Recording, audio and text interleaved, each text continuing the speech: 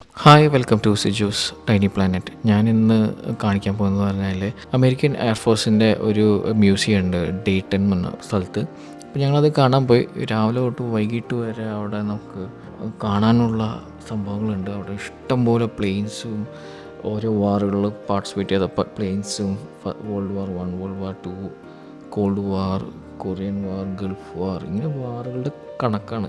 പിന്നെ missile gallery, നാസയുടെ research സെൻറ്ററിൻ്റെ ഓരോ ഡിവൈസുകൾ, പിന്നെ അങ്ങനെ പോയി കണ്ട് ലാസ്റ്റത്തെ ഒരു ഗാലറിയാണ് പ്രസിഡൻഷ്യൽ ഗാലറി എന്ന് പറയുന്നത്.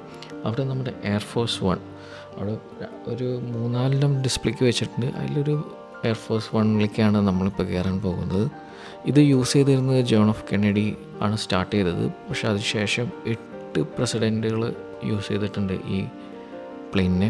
ഇത് യൂസ് ചെയ്യാൻ തുടങ്ങിയത് ആക്ച്വലി 1950s ഇത് യൂസ് ചെയ്യാൻ തുടങ്ങിയത്. അപ്പോൾ അന്നുണ്ടാക്കിയ ഒരു പ്ലെയിനാണ്. അപ്പോൾ നിങ്ങൾക്ക് ഊഹിക്കാമല്ലോ അന്നത്തെ ടെക്നോളജി എത്രയായിരിക്കുന്ന. അന്നത്തെ ആ ടെക്നോളജി വെച്ചിട്ട് എത്രത്തോളം ഫീച്ചേഴ്സ് ഉള്ള കാര്യമാണ് ഇതിൽ നമ്മൾ കാണാൻ പോകുന്നത്. അപ്പോൾ ഇതാണ് പ്ലെയിൻ. ആ പ്ലെയിനിലേക്ക് നമ്മൾ കയറാൻ പോവാണ്. പ്ലെയിനിൽ കയറാനേക്കാൾ മുമ്പായിട്ട് അവർ ജസ്റ്റ് ഒരു ഡോർ പോലെ ഒരു സംഭവം ഉണ്ടാക്കിയിട്ടുണ്ട്. അധികം വണ്ണം ഉള്ളവർക്ക് അതിലൂടെ കടന്നു പോകാൻ പറ്റില്ല.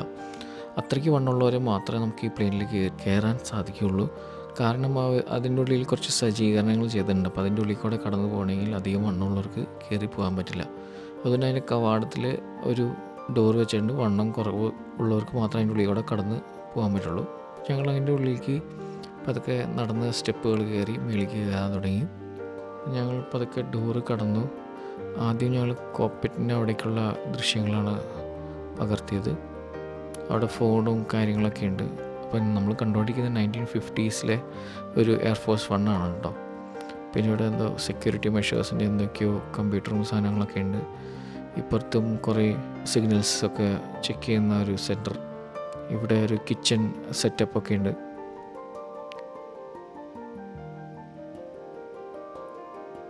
പിന്നെ നമ്മൾ മുന്നോട്ട് ഇങ്ങനെ പോയിക്കൊണ്ടിരിക്കുമ്പോൾ ഇപ്പം നമുക്ക് മനസ്സിലാകും എന്തുകൊണ്ടാണ് അവർ വണ്ണം കുറഞ്ഞ ആൾക്കാർ മാത്രം കയറ്റണേ.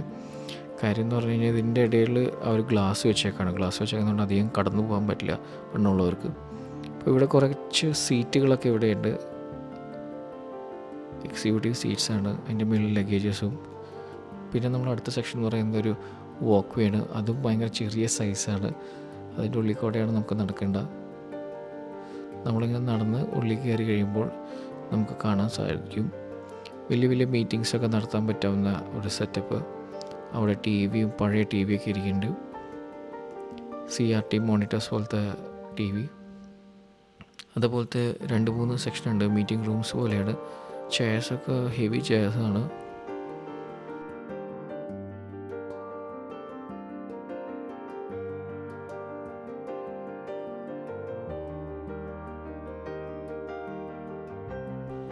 പിന്നെ അടുത്ത സെക്ഷനിലേക്ക് പറഞ്ഞു കഴിഞ്ഞാൽ ഒരു ടേബിൾസും ചെയർസൊക്കെ അറേഞ്ച് ചെയ്ത് വെച്ചേക്കാണ്. അടിപൊളിയാണ്. പിന്നെ നടുക്ക് എന്തോ ഒരു പ്രിൻ്റ് ഔട്ടോ അങ്ങനെ എന്തോ സംഭവമൊക്കെ എടുക്കാൻ പറ്റാവുന്ന മെഷീൻസ്, എന്തോ ഇലക്ട്രോണിക്സ് ഐറ്റംസ് ഉണ്ട്. അന്നത്തെ കാലത്ത് യൂസ് ചെയ്യുന്ന ഇലക്ട്രോണിക്സ് ഐറ്റംസാണ്. പിന്നെ കുറേ ചെയർസും ഒക്കെ ആൾക്കാർക്ക് പാസഞ്ചേഴ്സിന്, ക്രൂസിനൊക്കെ, പ്രസിഡൻ്റ് ക്രൂസിനൊക്കെ യാത്ര ചെയ്യാൻ വേണ്ടിയിട്ടുള്ള ചെയർസാണ് പിന്നെ ഉള്ളത്. പിന്നെ വേറൊരു കിച്ചണും പാൻട്രിയും കാര്യങ്ങളൊക്കെയാണ് ഏറ്റവും അവസാനം.